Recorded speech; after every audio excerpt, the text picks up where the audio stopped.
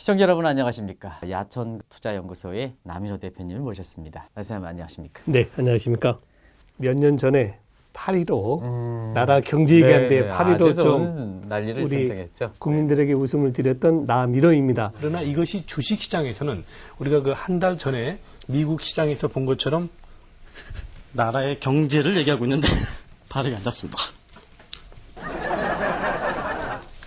일단 소장님한테 시청자분이 가장 듣고 싶어 하시는 게 지금 어떻게 보면 변곡점인 우리 증시가 되지 않습니까? 네. 현재 증시 진단부터 좀 간략하게 말씀해 주시죠. 예. 네.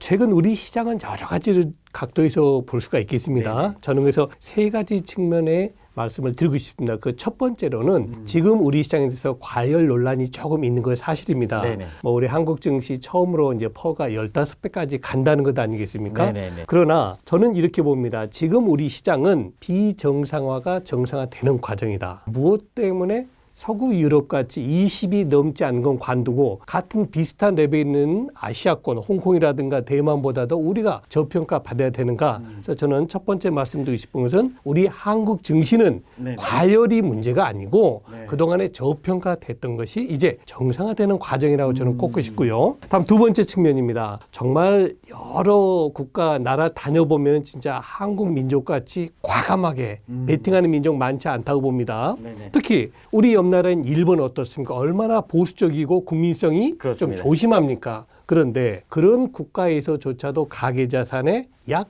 20%가 주식 관련된 쪽으로 투자하고 있어요. 네네. 그런데 작년 기준에서 보니까 우리 한국 같은 경우 거의 가계자산 전체의 10%가 채 안 되는 걸로 알고 있습니다. 네. 그렇다면은 결국 우리나라 민족성 같이 어떤 열정적이고 한쪽에 집중하는 민족이 과연 이렇게 주식시장을 소외할 수 있을까? 도외시할 수 있을까? 그래서 저는 궁극적으로 지금의 이 분위기는 네. 우리 한국 가계자산입니다. 기업자산이 네. 아니고요. 네. 가계자산 비중의 약 15에서 20까지 최소한도 일본 수준까지는 올라갈 때까지는 멈추지 않을 것이다. 이렇게 네. 평가합니다. 자, 마지막입니다. 이제 우리나라 대한민국이 더 이상 우리나라만으로 살 수 없는 세계가 됐지 않습니까? 네네. 말 그대로 글로벌이죠. 네네. 저는 지금의 이제 세계 증시 상승은 어떤 한 나라의 경제 때문이 아니고 이미 작년부터 나왔던 코로나로 인해서 미국, 유럽, 중국, 한국, 일본 모든 국가가 유동성 공급을 했습니다. 그 돈이 어디로 가겠습니까? 네. 당연지사 다시 환류되는 과정에서는 주식시장을 통할 수밖에 없다. 그래서 지금의 유동성은 바로 한두 달 내로 끝날 상황이 아니다. 최근에 이제 미국 FRB에서도 몇 번 언급이 있었습니다만 네. 금년에 빨리 금리를 올리겠다, 회수하겠다 이건 아닌 것 같아요. 물론 언제 올릴지는 모르겠으나 저는 2021년도 금년도 말 혹은 내년 2022년도 초까지는 이 분위기 이어간다라고 판단합니다. 네. 동학개미 역할. 요거에 대해서는 좀 말씀해 주시기 네, 바랍니다. 동학개미 하면 일단 우리가 지금으로부터 110년 전이죠. 네네. 1894년도에 조선이 망해가는 조선을 다시 한번 일으켜 보겠다고 지금은 말하면 국민이죠. 네네네. 그 당시 백성이 일어난 그런 운동 아니겠습니까? 그렇습니다. 뭐 저는 뭐 100% 그것이 옳다라고 보지는 않습니다만 그래도 최근에 유사한 점이 아주 많습니다. 네네. 정말 불과 한 1, 2년 전만 해도 정부 통제가 그다지 그렇게 썩 좋지는 않았다. 그렇죠. 이건 뭐 네네. 정말 밀어줄 때 밀어줘야 되고 당겨줄 때 당겨줘야 되는데 정부가 그다지 효율적인 통제를 못했다고 저는 봅니다. 네네네. 거기서 우리가 당한 게 뭡니까? 바로 코로나 쇼크로 인해서 종합주가 지수가 2,000포인트에서 1,400까지 한 달 만에 급락했어요. 그렇습니다. 저는 네네. 그때 정부가 뭘 했는지 모르겠어요. 어떤 조치를 했는지. 자, 거기서 일어난 것이 뭡니까? 바로 동학개미입니다. 저는 분명히 기억합니다. 작년 3월 달에 그 암흑한 시절에 우리 한 의원님께서 지금이야말로 우리 개인 투자가들이 시장을 들어올 때다라는 자신 있는 말씀. 저 역시도 같이 동참을 했습니다만 저는 이렇게 평가했습니다. 지금 동학개미가 없었다면 지금 우리 한국 증시 3,000포인트 그럼요. 어림도 없다. 네, 네, 이렇게 네. 평가하고요. 자, 그럼 과거의 개인 투자가와 지금의 동학개미 차이가 뭐냐? 네. 이건 역시 세 가지로 압축하겠습니다. 네. 첫째, 자산 규모가 다릅니다. 네. 10년 전, 20년 전에 개인 투자가들이 시장에 들어오면 많이 들어오면 5조에서 10조였습니다. 네네. 지금 최근에 들어온 동학개미 50조 원을 가지고 왔습니다. 저는 앞으로 50조 원 더 가지고 온다고 봅니다. 네. 첫 번째, 자산 규모 다르다. 네네. 두 번째, 매매하는 종목이 다릅니다. 네. 과거에는 우리가 잘 몰랐던 이 회사가 뭐 하는 회사지 이런 기업들 많이 매수하셨거든요. 네네. 좀 저가주들. 그런데 지금 보십시오. 최근에 10조가 들어왔는데 그중에 6조, 7조가 삼성전자, 현대차라는 것 아니겠습니까? 이건 조금 극단적으로 말해서 게임 끝입니다. 왜? 동학개미가 실패한다는 얘기는 한국 증시가 실패한다는 얘기고 한국 증시 실패하면 누가 죽습니까? 바로 외국인들이 죽습니다. 동학개미는 이길 수밖에 없는 게임을 아주 현명하고 계시다. 마지막입니다. 매매 스킬이 너무 달라요. 우리 증시경원에 이런 말이 있습니다. 개인이 사면 상투요, 개인이 팔면 바닥이다. 천만의 말씀. 지금은 정반대입니다. 작년에 어떻습니까? 작년 8월부터 시작했죠. 개인 투자가들이 주식을 사면은 꼭 단기 저점이었어요. 또 개인이 왕창 팔면 그때가 단기 고점이었습니다. 이거는 우리가 과거 5년 전, 10년 전과 너무너무 다른, 너무 차이가 큰 그런 동학개미의 변화가 아니냐. 정말 정서 동학개미 앞에다 스마트개미라든가 정말 이런 다른 더 멋진 말을 붙여주고 싶은 마음입니다. 네. 근데 이 정책 당국자가 이런 구조 변화를 모르고 이 공매도 문제에 대해서 너무 섣부른 규제를 할 경우에는 많은 부작용을 나타나지 않습니까? 네. 이 공매도 재개 문제에 대해서 지금 동학개미들 최대 관심이니까 이 문제 좀 말씀해 주시기 바랍니다. 네. 저는 25년 전으로 돌아가고 싶습니다. 1995년도 중국 베이징에서 굉장히 놀라운 소식이 전해졌어요. 삼성그룹의 고 이건희 회장께서 이런 얘기를 했습니다. 대한민국은 안타깝다. 대한민국의 행정력은 365, 정치력은 4류다. 대한민국 기업들은 2류 기업이다. 이런 얘기를 하니까 한국에서 난리가 났죠. 네, 발칵 뒤집혔죠. 자, 저는 그 얘기를 저 개인적으로 이렇게 말씀을 드리고 싶어요. 진짜 우리나라는 국민성은 세계 인류입니다. 우리 대한민국의 기업들은 아시아 인류입니다. 우리나라 관료 공무원들은 2.5류입니다.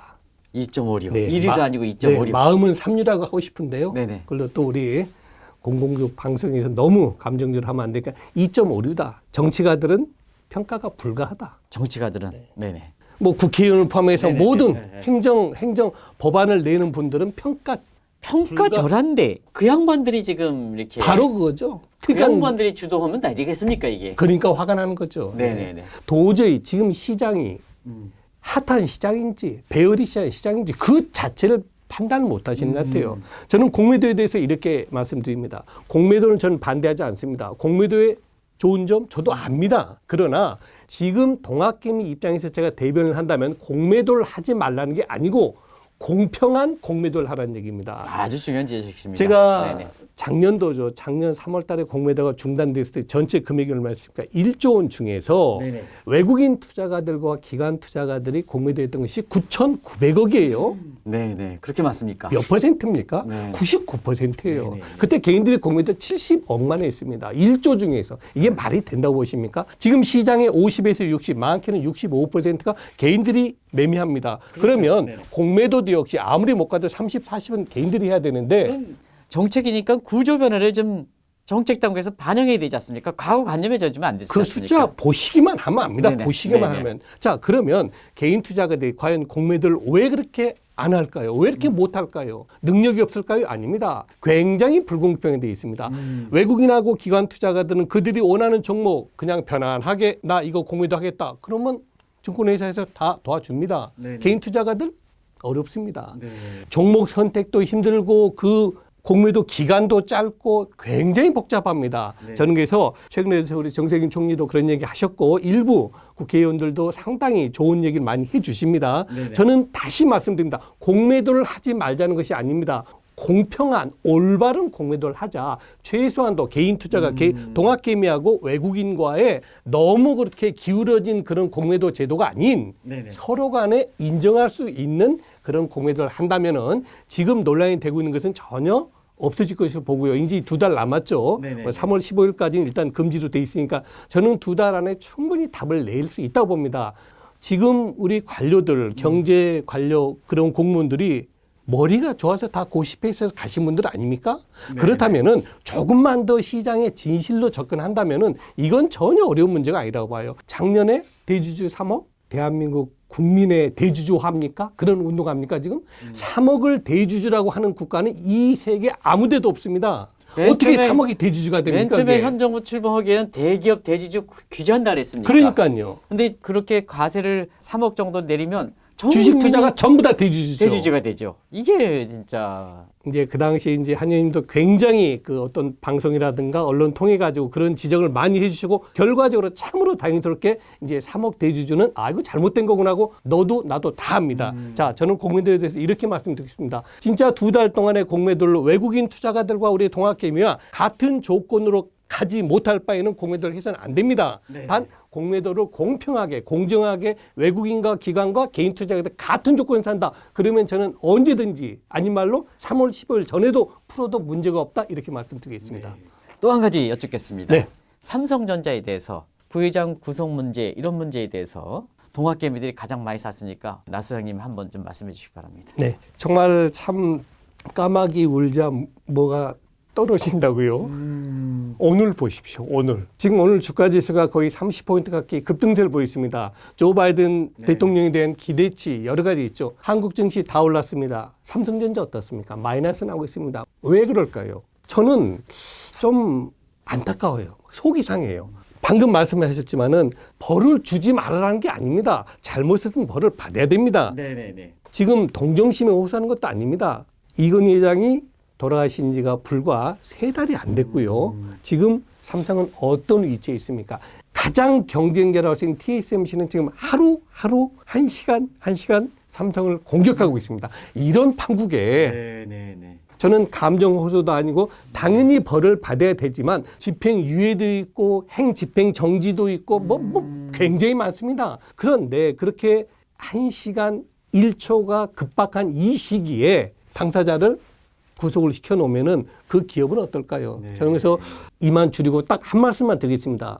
잘못을 했으면 벌을 받아야 됩니다. 그러나 그거를 현명하게 대국적인 측면에서 판단하는 것이 바로 법관의 가장 큰 임무라고 봅니다. 지금 대만의 TSMC는 매일매일 환호할 겁니다. 그리고 매일매일 그들은 앞으로 나갑니다. 지금 삼성전자는 전혀 못 나갑니다. 한 말씀 한 말씀이 애국적 관점에서 말씀하시기 때문에 많은 반성을 하는 것 같습니다. 뭐 저도 증권회사에 꽤 오래 근무를 하면서 이제 저희 선배님께서 네네. 역시 주식을 투자할 때 성공하려면은 마음을 비워야 된다, 욕심을 비워야 된다 해서 저에게 호를 하나 지어주셨어요. 들 야자의 개울 천자입니다. 우리 한말로 하면 시냇물이죠. 네네네. 거기서 무슨 욕심 내겠습니까? 시냇물에서. 그래서 이제 저는 야천이라는 호를 그런 받아가지고 뜻을 갖고 있었군요. 유튜브를 만들 때 야천 TV라는 말을 붙였습니다. 들 야자 개울 천자 우리 한글로 야천입니다. 그래서 작년 1월 달에 이제 방송을 시작했는데요. 나 소장님 운영하시는 야천 TV에서 상시적으로 남인호 대표님을 만나보시길 권하면서 이 방송을 마치도록 하겠습니다. 감사합니다.